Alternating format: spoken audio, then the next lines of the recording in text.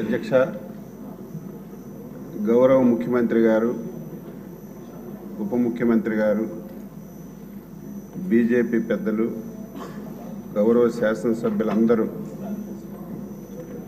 ఏకకంఠంగా యునానిమస్గా మీకు ఉపసభాపతిగా ఎన్నుకున్నందుకు సభ్యులందరికీ మీకు హృదయపూర్వకంగా ధన్యవాదాలు తెలియజేస్తున్నాను. చాలా సంతోషం. ఒక సమర్థమైనటువంటి వ్యక్తిని, అనుభవం కలిగినటువంటి వ్యక్తిని ఈరోజు ఎంపిక చేసినందుకు ముందు ముఖ్యమంత్రి గారికి అభినందిస్తున్నాను. చాలామంది చాలా విషయాలు మాట్లాడారు. అందులో ముఖ్యమంత్రి గారు సుదీర్ఘమైనటువంటి రాజకీయ అనుభవం కలిగినటువంటి వ్యక్తి. ఆయన సుదీర్ఘ అనుభవంలో గత 5 సంవత్సరాలు ఒకసారి మనం ఆలోచన చేస్తే ఆయన నిద్ర లేనటువంటి రాత్రులు ఎన్నో గడిపారు. ఆ రోజు ఆయన నాయకత్వంలో రాష్ట్ర పార్టీ అధ్యక్షుడిగా పనిచేశారు. ఇటు పార్టీని కాపాడడంతో పాటుగా, పార్టీలో ఉన్నటువంటి నాయకుల్ని కాపాడటంతో పాటుగా, సమాజంలో గత ప్రభుత్వం వల్ల ఎవరెవరికి ఇబ్బందులు జరిగాయో పార్టీలకు అతీతంగా ప్రతి ఇష్యూని ఒక సీనియర్ నాయకుడిగా, ఒక అనుభవం ఉన్నటువంటి నాయకుడిగా ఆ రోజు పనిచేసిన విషయాన్ని నేను గుర్తు చేస్తున్నాను. గత 5 సంవత్సరాల్లో నా అరెస్ట్ నుంచి ప్రారంభమైంది. ఎప్పుడు మనం రాజకీయాల్లో అధికారంలో ఉంటే ప్రభుత్వం తరపున సేవలు అందిస్తాం, ప్రతిపక్షంలో ఉంటే ప్రజల పక్షాన మనం సమస్యలు ప్రభుత్వం దృష్టికి తీసుకొచ్చి పరిష్కరిస్తాం. కానీ గత 5 సంవత్సరాలు అటువంటి పరిస్థితి ఆంధ్రప్రదేశ్లో మనం చూడలేదు. అటువంటి ప్రభుత్వాన్ని మనం చూసాం ఫస్ట్ టైం. ఆ రోజు ఒక వ్యక్తి, ఆ వ్యక్తి పేరు కూడా మనం మాటికి మాట్లాడుకోం. ఇన్ని సంవత్సరాలుగా రాజకీయం చూస్తున్నాం ఆంధ్రప్రదేశ్ రాష్ట్రంలో. స్వాతంత్ర భారతదేశంలో కూడా ఎన్నో పార్టీలు వచ్చాయి, ఎన్నో ప్రభుత్వాలు వచ్చాయి. కానీ ఒక దుర్మార్గమైనటువంటి ఆలోచన, ఈ రాష్ట్రానికి నేను ముఖ్యమంత్రి అయ్యాను, ఈ రాష్ట్రంలో శాశ్వతంగా నేనే ముఖ్యమంత్రిగా ఉండాలి, ఈ రాష్ట్రంలో నా ఒక్క రాజకీయ పార్టీ ఉండాలి, ఇంకొక పార్టీ ఉండకూడదని ఒక ఆలోచనతో డే 1 నుంచి కూడా ఆ రోజు పనిచేసిన విషయాన్ని ఒకసారి నేను గుర్తు చేసుకుంటున్నాను. అందులో భాగంగా కక్ష సాధింపు చర్యలన్నీ కూడా మొదలయ్యాయి. ఎవరైతే ఆ రోజు ప్రభుత్వం పైన, ప్రభుత్వ నిర్ణయాలపైన, ప్రభుత్వం చేసినటువంటి తప్పుడు విధానాలపైన గొంతెత్తి మాట్లాడారు, ఒక్కొక్కరికి కేసులు పెట్టి అరెస్టులు చేసి ఏ విధంగా హింసించారో మనందరం కూడా చూసాం. అందులో భాగంగా మీరు కనీసం ఆ పార్టీ గుర్తు మీద గెలిచినటువంటి పార్లమెంట్ సభ్యులు మీరు కనీసం ఆ ఆలోచన చేయాలి. ఆ రోజు మీరు 151 స్థానాలతో ఆంధ్రప్రదేశ్ ప్రజలు గెలిపించారు. మీరు ముఖ్యమంత్రిగా చేసినటువంటి నిర్ణయాలు సరిగా లేవు, దీనివల్ల రాష్ట్రంలో అనేక ఇబ్బందులు జరుగుతున్నాయని చెప్పి మీరు ఆయన మంచి గురించి, ఆయన నడవడిక మార్చుకోవడం గురించి మీరు గొంతెత్తి మాట్లాడితే, సొంత పార్టీ ఎంపీ అని చూడకుండా మీకు ఎన్ని ఇబ్బందులు పెట్టారో అందరూ కూడా చెప్పారు.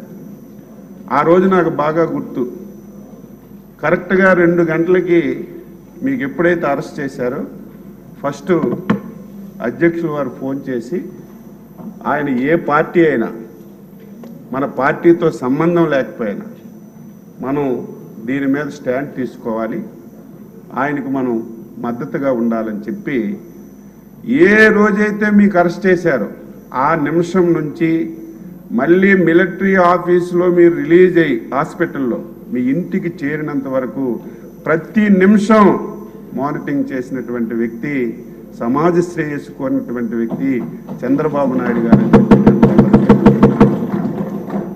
ఆ రోజు ఎవరు మాట్లాడలేకపోయారు, ఎవరు బయటికి రాలేకపోయారు. ఢిల్లీలో ఒక రిప్రజెంటేషన్ ఇద్దామంటే ఎవరు పలికినటువంటి పరిస్థితి లేదు. అప్పటికప్పుడు మా పార్లమెంట్ సభ్యుల్ని చెప్పి రిప్రజెంటేషన్స్ ఇచ్చి లాయర్స్తో మాట్లాడి ఏం జరుగుతుందో ఆ రోజు పర్యవేక్షించి ప్రజాస్వామ్యాన్ని కాపాడడానికి ఇటువంటి వ్యక్తులకు మనం రక్షణ లేకపోతే ఈ రాష్ట్రం చాలా దారుణంగా తయారవుతుందని అనునిత్యం నీకే కాదు మాకే కాదు ఒక సామాన్య పౌరుడికి చిన్న ఇబ్బంది జరిగినా మన బాధ్యతగా మనం చేయాలని చేసినటువంటి వ్యక్తి చంద్రబాబు నాయుడు గారు. అందులో మీకు పడినటువంటి కష్టాల్లో ఆ రోజు మేము కూడా భాగస్వామ్యం.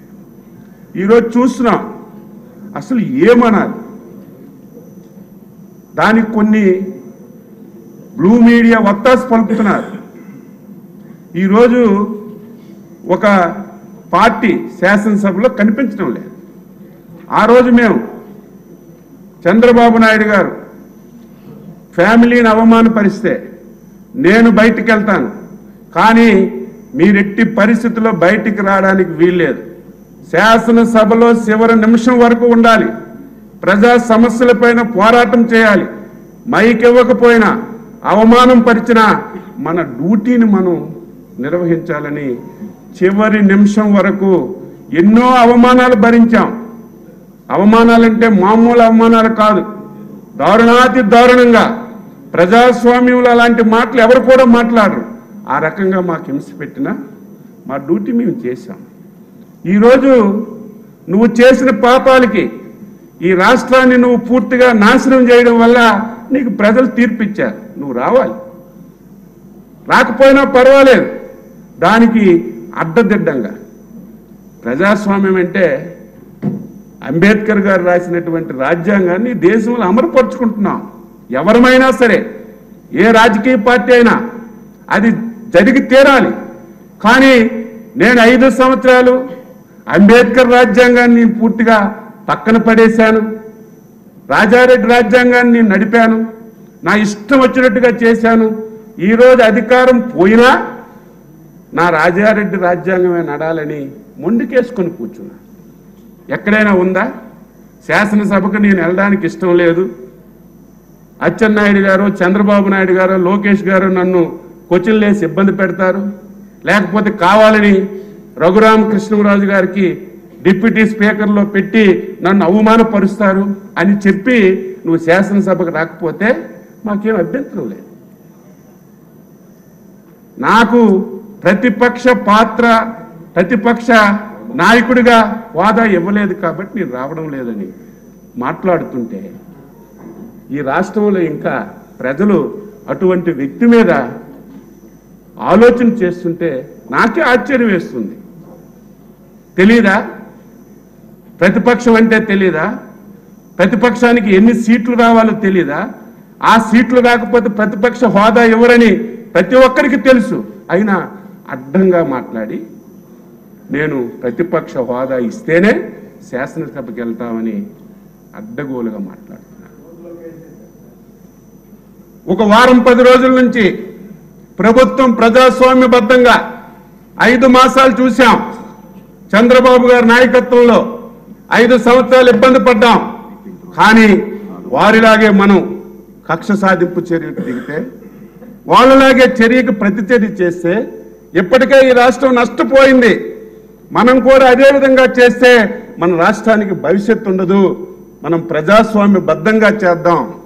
ఎవరు చట్టాన్ని వ్యతిరేకించినా, చట్టం వ్యతిరేక నిర్ణయాలు తీసుకున్నా చట్ట ప్రకారమే ముందుకెళ్దామని 5 మాసాలు సహనంతో ఓర్పుతో ఉన్నాం. కానీ వైసీపీ నాయకుల్లో మార్పు రాలేదు.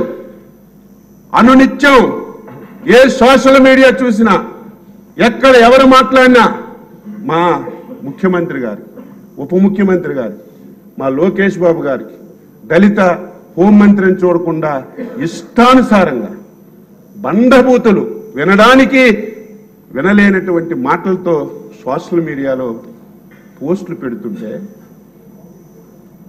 ఈరోజు చట్టబద్ధంగా చర్యలు తీసుకుంటే ఏం మాట్లాడుతున్నారు? కక్ష సాధింపు చర్యలా? ఆ రోజు మేము నీ కుటుంబం మీద తప్పుడు మాట్లాడలేదు, నీ పార్టీలో ఉన్నటువంటి మహిళల మీద తప్పుడు మాట్లాడలేదు. ఆ రోజు నువ్వు ఏదైతే ప్రజా వ్యతిరేక విధాన నిర్ణయాలు తీసుకున్నావు, నీ నిర్ణయాల వల్ల ఈ రాష్ట్రానికి నష్టం జరుగుతుందో మేము మాట్లాడితే మా మీద కేసులు పెట్టాం. సోషల్ మీడియాలో ఈ పథకం వల్ల, నీ నిర్ణయం వల్ల ఈ వర్గానికి నష్టం జరుగుతుందని ఒక పోస్ట్ పెడితే అర్ధరాత్రి వచ్చి అరెస్ట్ చేశాం. నీకు దమ్ముంటే, నీకు ధైర్యం ఉంటే మేము తీసుకున్న నిర్ణయాల మీద నువ్వు ప్రశ్నించు. ఈ పథకం బాగలేదను, ఈ నిర్ణయం బాగలేదను, మేము వెల్కమ్ చేస్తాం.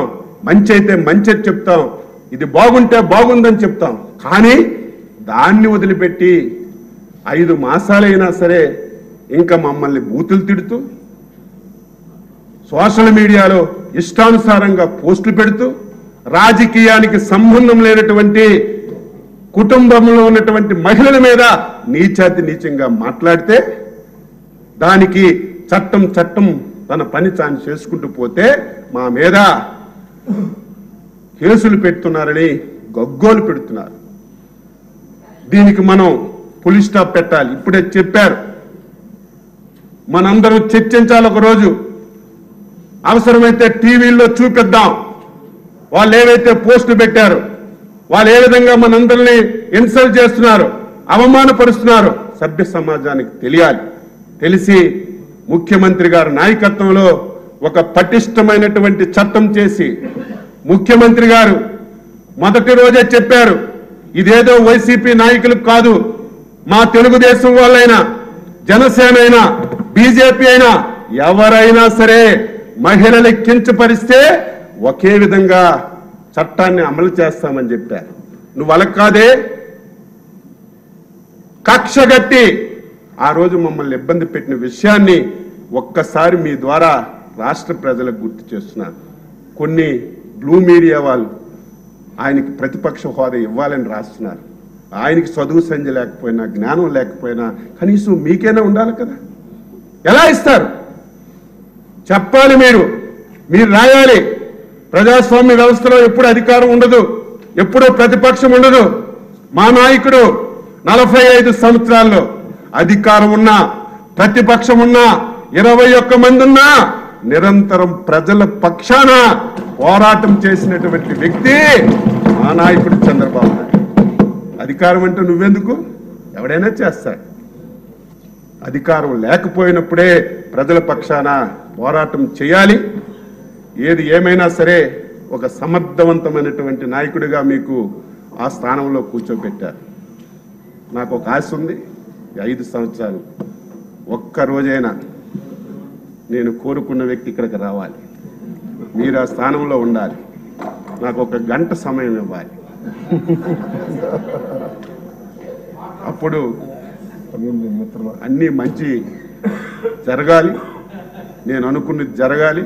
నేనేదో గంట సమయం ఇస్తే వాళ్ళకు బూతులు తిట్టను, వాళ్ళకు వల్గర్గా మాట్లాడను. నేను 6 సార్లు ఎమ్మెల్యే అయ్యాను. ఎప్పుడైనా సరే సీనియారిటీ వస్తే అన్ని మార్పులు వస్తాయి. 25 సంవత్సరాలకు ఎమ్మెల్యే అయ్యాను. ఆ రోజు నాకు చాలా కోపం.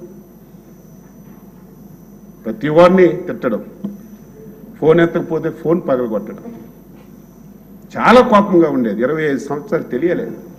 ఈరోజు 6 సార్లు అయ్యారు. కోపం అనే నరమే లేదు. ఎవడేమనుకున్నా సరే మంచి అయితే తీసుకుంటాం, చెడు అయితే వదిలేస్తాం, మంచి సలహా అయితే అమలు చేస్తామని అనుభవంతోనే ముందుకు వస్తుంది. మీకు మంచి అనుభవం ఉంది. ఇదేదో అందరం చెప్పామని మీరు మూతికి ప్లాస్టర్ వేసుకుంటే ఇప్పటికే ఇది సప్పగా ఉంది సభ, ప్రతిపక్షం లేక.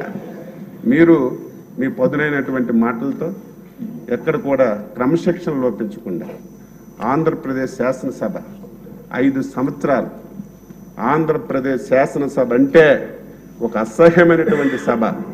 ఆ సభలో బూతులు తప్ప, తిట్టుకోవడం తప్ప, అవమానించడం తప్ప ప్రజా సమస్యల మీద మాట్లాడినటువంటి సందర్భాలు లేవని 5 సంవత్సరాలు ఆంధ్ర ప్రజలు, దేశ ప్రజలందరూ మాట్లాడారు.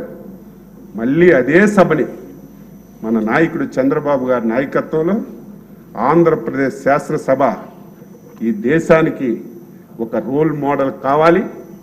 ఆంధ్రప్రదేశ్ మళ్ళీ పునర్నిర్మించడానికి ఇది ఒక వేదిక కావాలి.